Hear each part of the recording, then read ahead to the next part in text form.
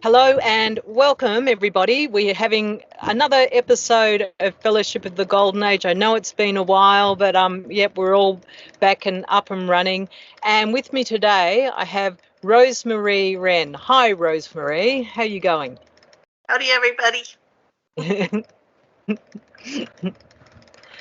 So, so yeah, you had a couple of things you wanted to open up with first. I did want to advertise 2 books that I'm going to publish eventually, hopefully very soon. Some might know that I started writing a book called Inner Peace, What Helped Me. I had to change it because I was putting too much into it. So it will now be a workbook called Inner Peace, What Will Help You. And then I made that a more universal book for a more universal audience. And my spiritual journey I put into a separate book and called it Journey of a Spiritual Being. And so by separating them out, it's flowing a lot better. Yeah. And then I also wanted to make sure that I really thank, and I apologize to him for not pronouncing his name correctly, but I really want to thank Kirill Novotnoy for all of his YouTubes that he put out, how courageous and the ease and courage that he used when he did it. It really helped me earlier today when a separate self was like, oh my God, what have I agreed to do? And so it really helped me calm down to think of his courage and to be able to do this. Oh, wonderful. I'm going to be really honest with you. I don't even know about Kirill's. I'll send you a link. He was Yeah. just marvelous. He just sat in his car and spoke, and Okay. and just honesty and truth and from his heart. And I don't know him very well, but he's got to be a very fine man. And I just know that it gives me courage that he showed so much courage, and I just wanted to acknowledge that. Wonderful. Well, I'm going to have to track him down and interview him then, like as well. But yeah, thanks for sharing. Like, yeah, we all just learn a little bit more. And for people watching, like, there's somebody else you can see their YouTube videos. Already got a nice recommendation. Okay, my love. So we'll get into our interview now, and you can share a bit about your story too. But before we get going, could you give a description of what a separate self is, like give your interpretation? A separate self feels it's separate. It can't feel the love. And when I'm expressing through a separate self, I don't feel the love of the universe flowing through me, and I don't feel it directly. And I'm more reactive to things occurring around me. And when I'm just expressing normally with my I am flowing through me, then life just flows easier. I'm more present, peaceful, cheerful, laughing. I don't get ruffled as easily, and I understand what people are saying more clearly. Yeah. I don't. There's not some filter misinterpreting, and I tend to act more impulsively from intuition when I'm in sync. And I avoid getting aggravated because I don't set my keys where I can't find them, or not know where I put my phone or whatever, because I'm more present, I'm more conscious. So so it just makes life flow so much easier.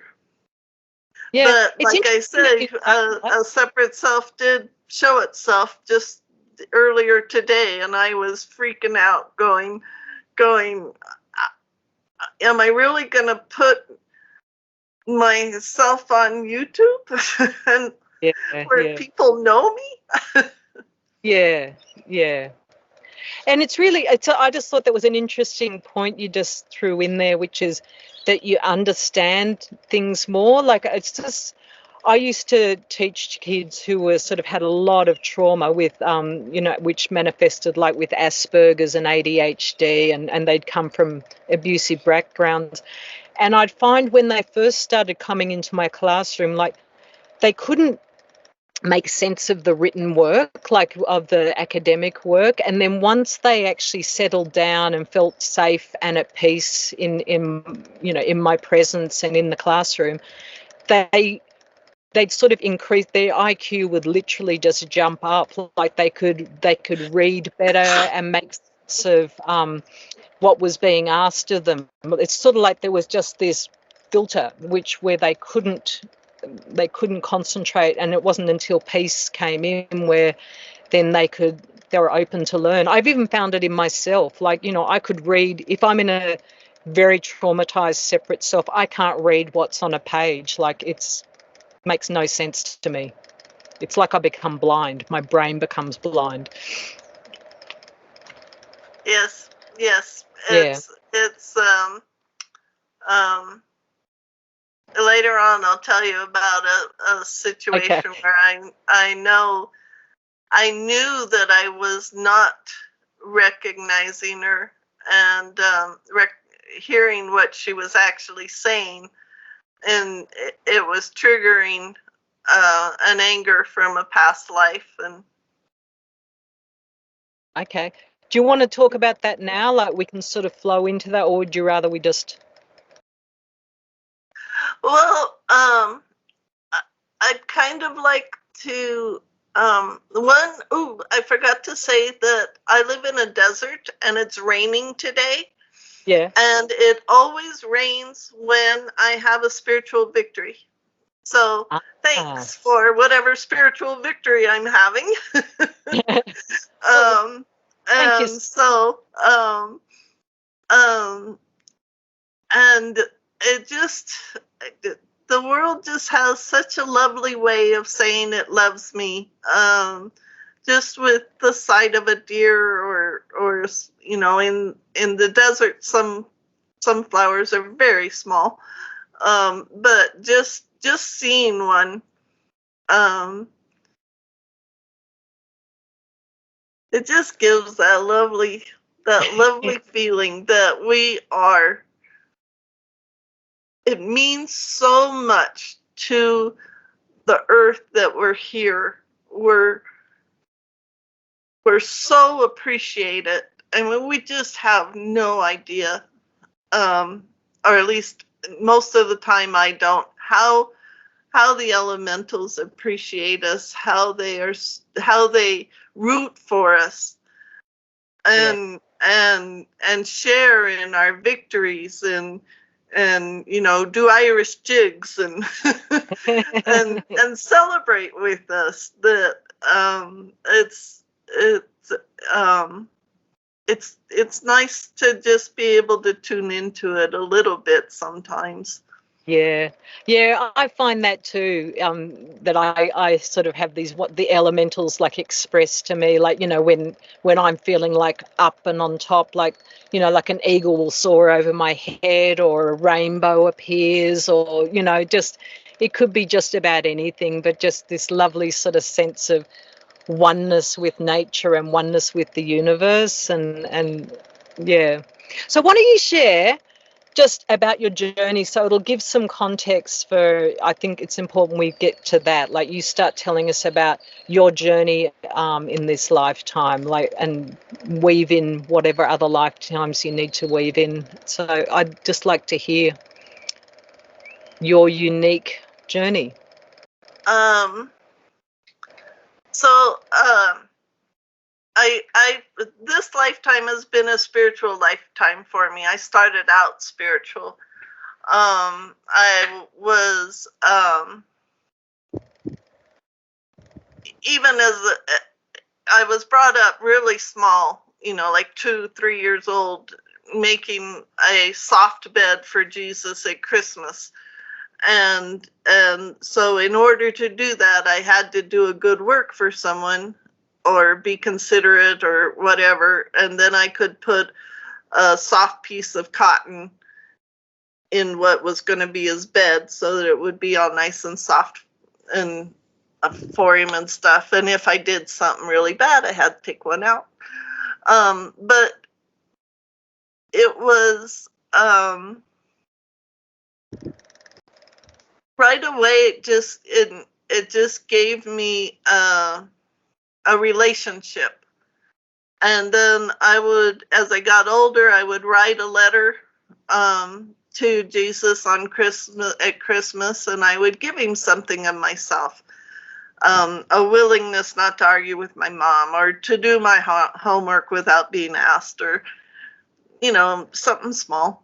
And as I got older, I continued it into adulthood, and of course the gift I would give would be more of myself, but that was my foundation. It was a firm foundation that I really needed, because I did decide to put my path in sort of a linear time frame, because that's how it progressed. And so that kind of means starting with the abuse. And so I do want to tell people about the abuse, not in any great detail, but just kind of that it happens, just to remind people that the events that occur in our lives are minuscule in the light of who we really are. When we tune in, I mean, we're just amazing. I mean, with, at least I have no clue as to just how amazing I am. I don't mean it quite like that, but you know what I mean. It's we're each such vast, expansive beings. I mean, who knows how many expressions my higher self actually has in all the universes. It's my I am may not be ascended, but it's pretty universal. It's a very big being. Yeah. From my, I mean, I need to grow up to be the expression I am, but what I come out of it's going to be really amazing to accept ascending into the vastness of what I really am. So anyway, at age 4, a pedophile came into my life, and my parents trusted him completely to tell me bedtime stories. We'd be alone. And so thankfully he had to move out of the state like that first year. And so he only had access to me for a few days every 2 years. So I was very lucky in that, but it still takes a toll. And then at age 8, he started taking me to hate and rage cults. And he didn't participate himself, so why he made me available to them, I don't know. It was kind of like they gave him permission to be a pedophile.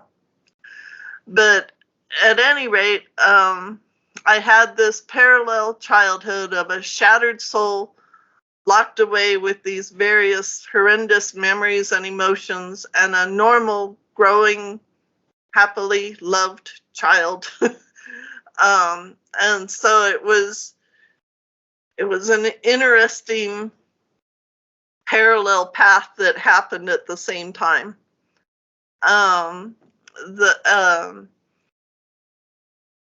The cult abuse occurred at ages 8, 10, 12, 13, and 14, and then he conveniently died. And so then the cult didn't have access to me anymore, and he wasn't doing any harm anymore. And so even though the scars were there, I haven't had to experience any violence in my life ever since. Yeah. What happened at the hate and rage cult? Just curious. And I know there's a curiosity there, but there people who have experienced it know, and people who haven't experienced it, it's just shocking no matter how you say it. And it kind of doesn't make sense to speak it. It's I mean, people have experienced far worse than I, and I've experienced far worse than many. But essentially, there's these adult men who can't handle their own anger, who are inserting it into children, because children are like sponges. And so essentially they torture you on all 4 levels. In my particular case, they even had a nasty guy who knew something about acupuncture so that he could cause the greatest amount of pain with the least amount of evidence. And that's probably the first thing they do. First, they steal your parents, but they don't just threaten you with if you tell somebody. They threaten you with if anyone finds out, your parents will be dead. So it's not just you can't talk about it. It's that no one can ever find out. And so it just puts a horrible pressure on a child. Yeah, because they're putting responsibility onto you, like, so that you develop this belief that you're responsible for what happens in the world. Like, and a lot of us have this trauma self. Yeah. And we're responsible.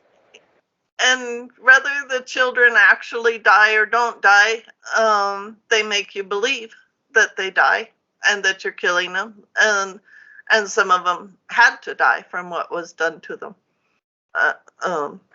You know, slitting their throat or whatever. And I did have one event had pretty bad repercussions, but the oldest child that was protecting me, they wanted me to sacrifice her, and the moment there were 5 nasty men, I call them monsters, the moment the handle of that knife hit my hand, I threw that knife as hard as I could, and whether I was being protected or not protected, it only went into his meaty part of his shoulder, but it buried to the hilt. Pretty pissed them off. They went pretty berserk, but felt pretty nice. Yeah. But then that's huge. But then later on, when I was doing my healing work and everything, I did hypnotically place myself in the position of the older boy who then crushed my hand around the handle of the knife and did the deed.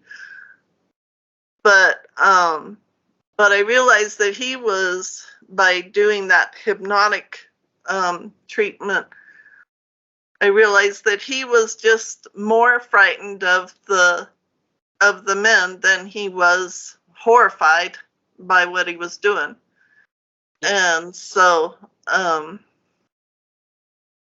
say prayers for him that that he finds a way when he does recognize what he did, finds a way to forgive himself. But anyway, Gosh, I did well, honor one of the children one time. Kim had a we were doing his Christhood book, and there was a forum, and that happened to be the time frame when I was healing some of those memories, and so I had tried to get all the kids away, and whether they knew about it the whole time and just set it up, or whether we actually almost made it and then they found out, it doesn't matter. But supposedly they killed everybody but me. I don't know how I would have survived, or how whoever cleaned up got me out of there or whatever, but I was looking into the eyes of another child while I believe she died, and I was underneath other children, so maybe they didn't know that I wasn't dead until whoever was cleaning up. But I got to honor her in a posting on that forum, and speak to her courage, and it was this lovely being able to forgive myself, to start working on the survivor's guilt, and it was lovely to have that opportunity to honor her. yeah. I really admire your, who you are now in comparison to, what you've experienced. Like, you just sound like you've dealt with it in such a high way, and there's really no other way that you could survive this other than the path you've taken. So just keep Yep, flowing 32 on years your, of healing. I reckon. It pays off for whoever's in the midst of like the first few years. Don't give up. So there's this lovely story. Right, my dad died between my junior and senior high school year, and then I started going to a business college, which meant walking about a mile. And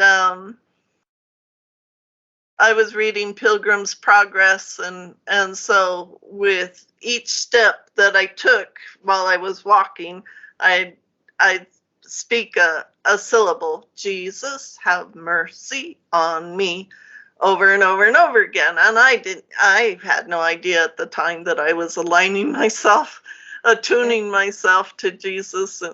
But I was also singing in an Alleluia choir.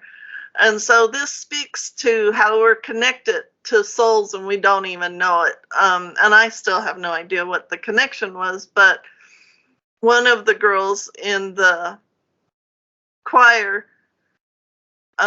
was in a horrible car accident, and she was her lungs were crushed. She was thrown from the car, and so she was in ICU, which was 4 miles, and I was in such an altered state as I walked that 4 miles that I don't even think my feet hit the ground. But at any rate, I just told the nurse I was a relative and walked right into her room. And her relatives were sitting right there, and they didn't seem to notice. I mean, they were just a few feet away. So whatever it was that let me into her room, and so I asked her if I could bring a healer back later that night. I don't recall knowing this healer. I have no idea how I would have gotten in touch with her, or however,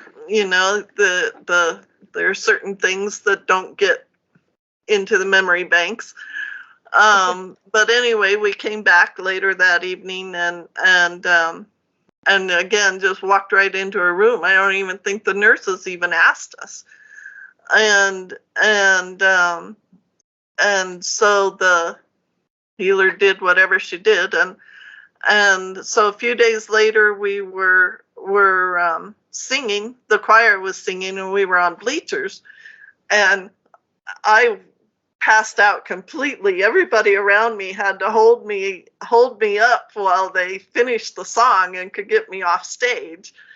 And then when I did come to, I told the sister that I was so sorry that her sister had died. So she called the hospital right away. This is before cell phones, or maybe very first.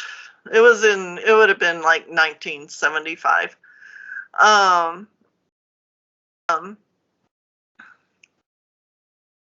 They said that right when I passed out, they had been wheeling her sister out on the gurney into the hallway to take her to the morgue, but they saw some motion under the sheet.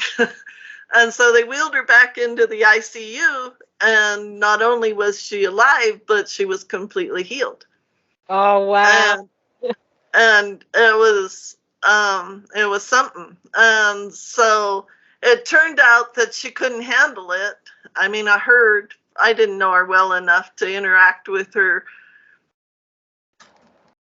directly, but I heard from other people that she had gone on drugs and was having a very hard time, being the only survivor of that. All her, the other 3 people in the car had died. And but nevertheless, it doesn't really matter. I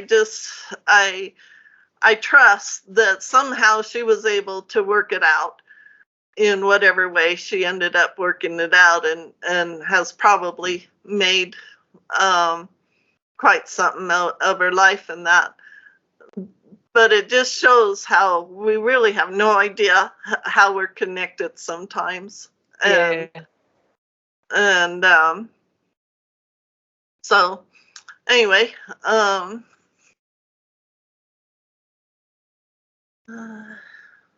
another event that occurred just the next year was, no, that's like 4 years later, but anyway, when I was 21, my mom and I were in North Carolina, and we were in this hotel that had these big plate glass windows, maybe like six, an entire wall of glass. And I love lightning storms, and so I was watching the lightning, waiting for my mom. She had gone to get something out of the room, and then we were going to go do something. She's terrified of lightning. She grew up with real, honest to goodness electric storms, and she actually sat quietly next to me and watched the lightning. It was just such an act of courage and love that it's always, all I have to do is remember that moment and know how deeply loved I am. And it's just, it's nice to have those moments that just connect you. Yeah. Yeah, you bring a beautiful presence to the world, like, just through this wonderful surrender, the surrender to the divine, and then, the divine you presents, can just flow. Yeah, the flow can just come through and gives comfort to people and yourself, of course. But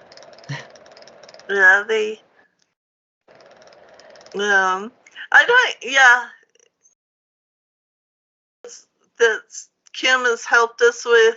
I'm not sure how much other people notice it in me, but I sure know that my internal experience of me has been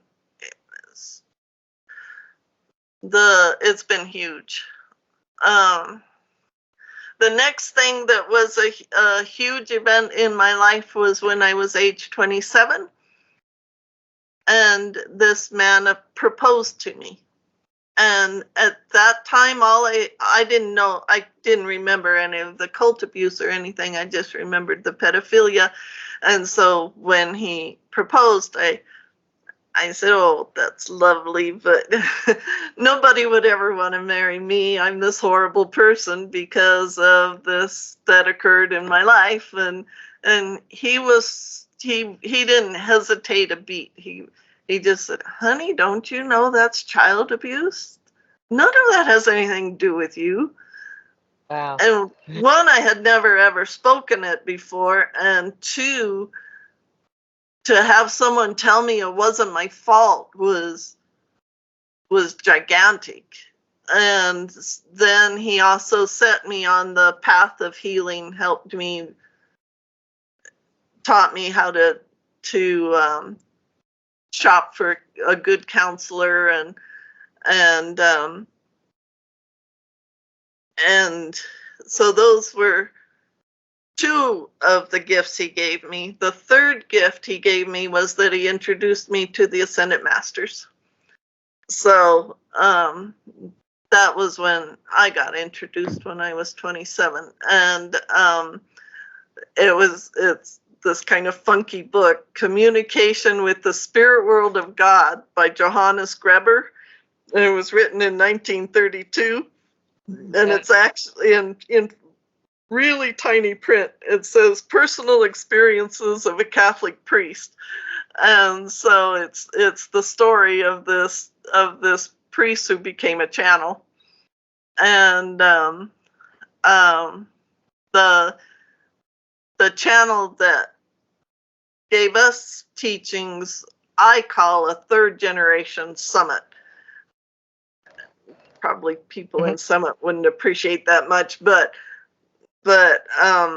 someone in Summit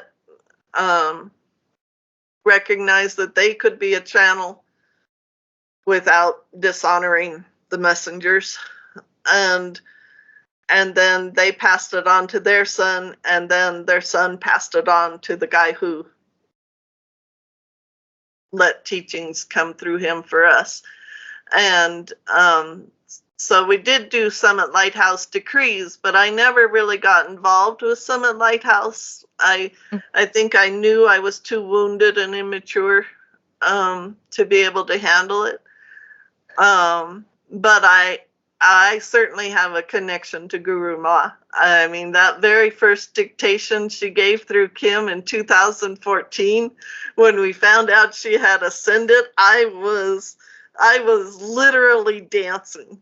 It was, I knew the moment he opened his mouth, I knew exactly who it was. And I was like, Elizabeth Clare Prophet ascended. And so it was, I just knew in my heart exactly who she was. Even though I had never really listened to her. Yeah. See, I wouldn't have done well in Summit Lighthouse either. Like, I just know, what I'm like. I'm a bit too rebellious or something. I'm not sure what the word is, but I feel the connection with Guru Ma also, like her as an ascended being. So yeah, the connection. We didn't have to be in that dispensation to have the connection. Obviously, like, yeah, we've all been interconnected all this time. Yes.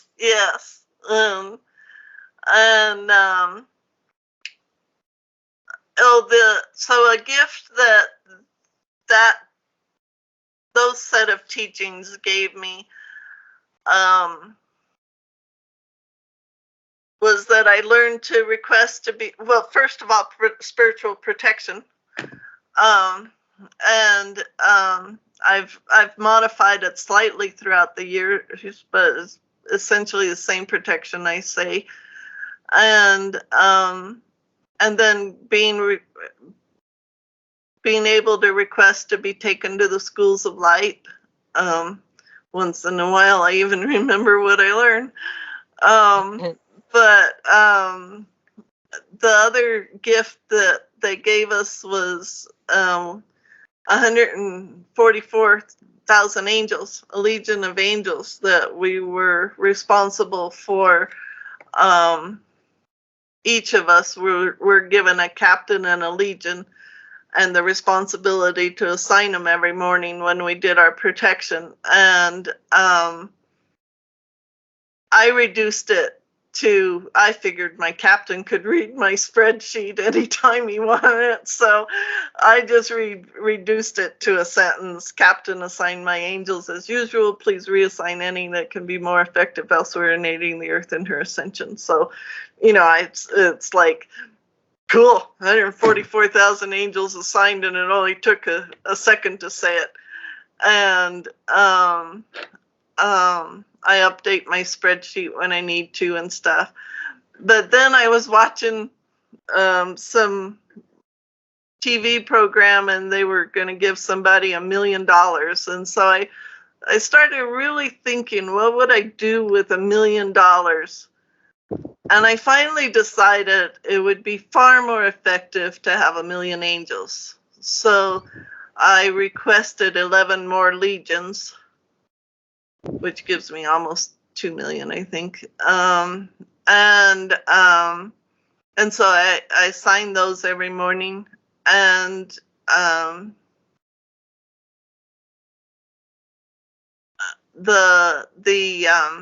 and then now, just last year, I started requesting as many millions of angels as it takes to assist those individuals who are learning basic humanity and those who are bringing in the ideas of Saint Germain.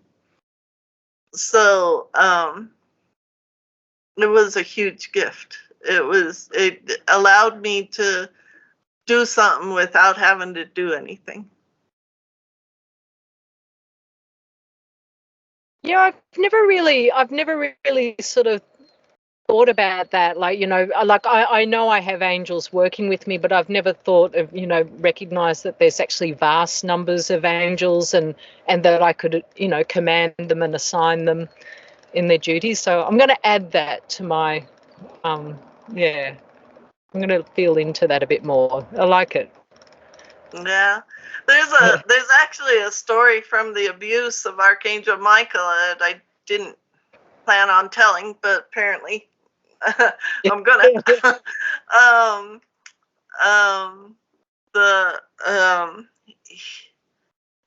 There was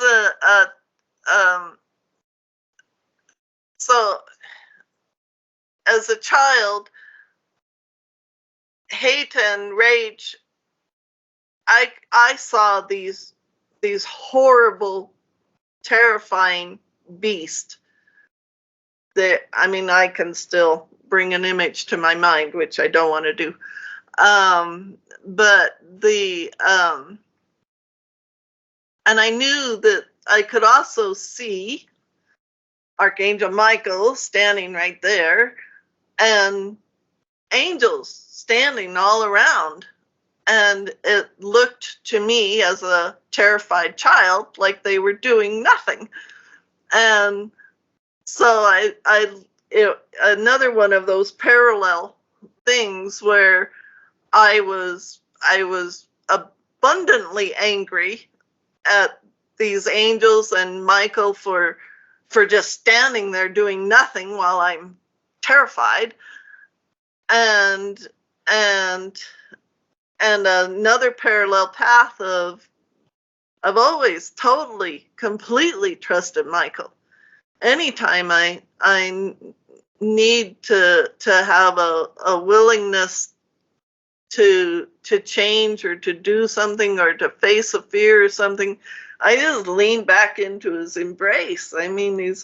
He's right there, whether he has wings or not. He completely, he just completely envelops me, and it's just so lovely. And I've always had that trust. And so at the very same time that I'm abundantly angry and fully trusting, and so 30 years later, whatever, I realized that the beast of hate and rage never actually got to me. what the angels that I thought were doing nothing were doing was maintaining a distance between those beasts and me so that they couldn't devour me. They never reached me. They never touched me. And I didn't, once I realized, oh, that's what you were doing. You really were doing something all that time. Oh, thank you. and so it was, I mean, when our perspectives change, it's like, I don't know, it's just an example of how something can be totally different than what we think it is. Yeah. We see the whole picture of what's really going on, and we sort of, I think, because we live on Earth and we think that, you know, we've come under this illusion that, you know, changes happens through force or you know, like wars, and that's the image we have. But yeah, it's much more. I know it's sort of, it's even beyond my comprehension. But yeah, just that presence is stopping, and it's a very, not even passive. I can't think of what the word is. There's like, yeah, there's a strength in that surrender. Yeah, I mean, I take walks alone all the time, and you know, at age 14 there was a gang rape, and they left me for dead, and I don't know how I survived, but I know they quit because they thought I was dead, and I know I ended up a few miles away in the motorhome where my parents were, and I have no idea how I got there, but I have no fear of being out in nature alone, or traveling alone, or living alone, or yeah, it just it's kind of interesting to have a history of abuse and trust. Yeah. I've had lots of experiences, and I can't explain, like, you know, how, you know, how I was sort of like this much to the left instead of, you know, in a different position where, you know, I would have been in the firing line of something that could have killed me. It's just I just know, you know, in that moment you just know you're fully safe, like, and I think it's that absolute faith that, you know, assists for us to be fully protected, is just this absolute faith in the divine. And yeah, and then what seems miraculous just happens. Like, yeah, it's almost like, you know, this miraculous shield appears, and yeah. And I mean, I don't put it to the test. Like I knew of this lady who would go to Afghanistan and helped women, and I would never do that. So yeah. I don't, like, even though I know I'm fully protected, they're just things that it's just like, no, that's not for me. That's one thing I've always known in this lifetime. I'm not on the front lines. In previous lifetimes, maybe I have been, but in this lifetime, it was my job to heal. And there have been several times where I've met people who were on the front lines, and it's just like, you know, I wish I could be of assistance, but that's not my path. Yeah. I would say you have this lifetime. I wish you well, and I'll send you all the energy I can, but I'm in hospital this year, this lifetime. Thankfully, I'm not in hospital anymore. But yeah, like in what you've experienced, like, you know, that's been like right, you know, there in the middle of, you know, this incredible, that to be in the midst of hate and abuse, like that's huge. That's Oh, So yeah, yeah, but I and we all wasn't have to doing anything to stop it. being on the front. Yeah, Yeah, it hasn't been my path to make sure that other children don't experience it. I did get to have my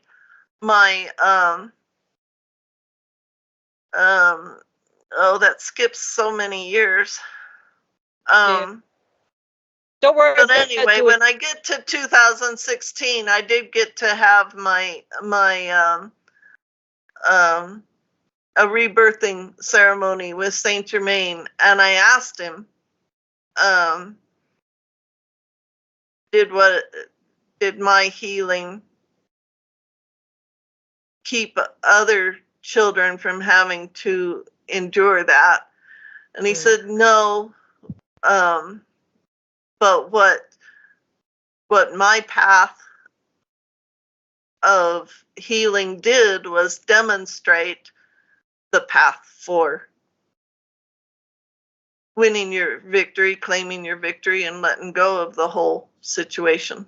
And so he stands on a hilltop with me, and we radiate that victory into the lives and hearts of children who are having to experience abuse for whatever reason, whether it's just because stuff happens on this planet or whether it's because it's part of their divine plan for whatever reason.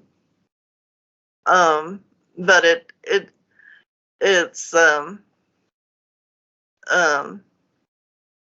I kind of hoped when I was doing my healing that, oh, this will never take place ever again. I'm wiping it out on the planet. Yeah. And of course, I'm only one of millions, and yes, we have had an effect, but there's still people who, for whatever reason, choose to experience that too. So, Yeah, um, yeah, I understand. um, Now, Rosemarie, I just want to ask, because I'm looking at the time and how it's going. So I'd like for you to just pick one more, like either story or insight or something, and we'll close after that. So you share what you feel you need to share. well, so that would be Kim. 2006. I was 48 years old, and I did an internet search on personal Christhood, and Kim Michaels was the only website at the time that came up. And so I decided to go to a conference in LA, and I was a few days before I was supposed to get on the plane. I was essentially paralyzed. I could barely walk 10 feet. I could barely even crawl. I clearly remember saying into the room, if I have to be transported on a gurney, I'm going. That's all there is to it. I'm going. And and instantaneously, I was not paralyzed anymore. So whether that was my ego holding me back or I have no idea what was going on, but the determination was all that it took to break it. And then the insights and points, I even wrote, the insights and points of growth from the teachings through Kim are just way too numerous to even try to highlight. So I'll mention stuff so I won't get to mention the stuff that happens on the sidelines, but I wrote what happened on the sidelines.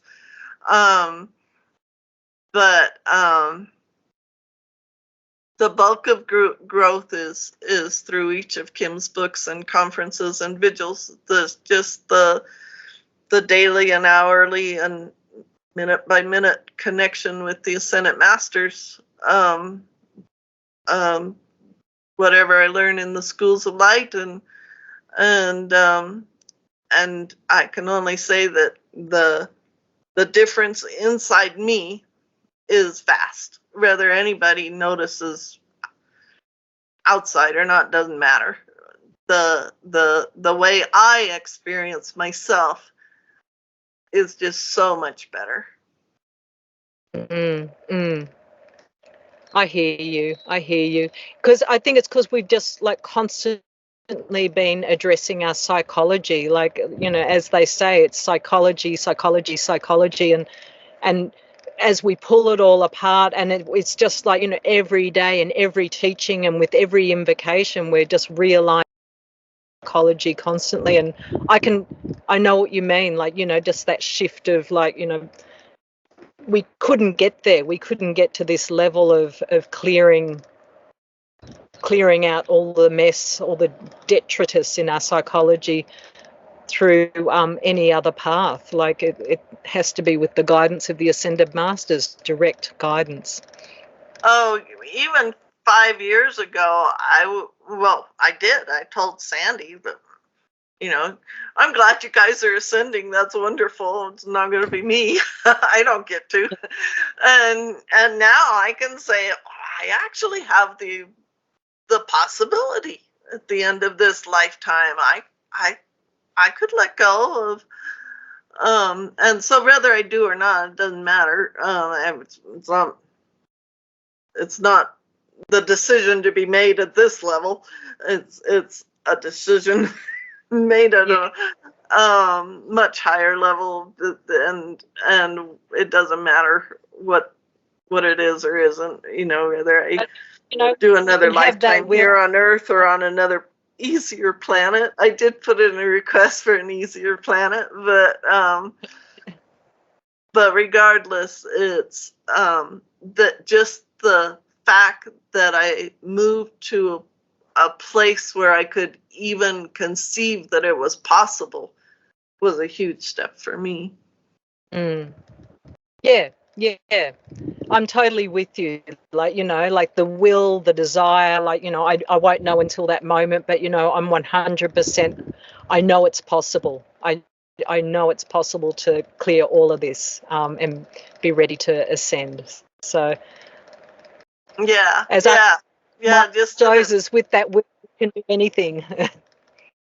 I think I'll have to go into the ascendant schools. I mean, I've just got a lot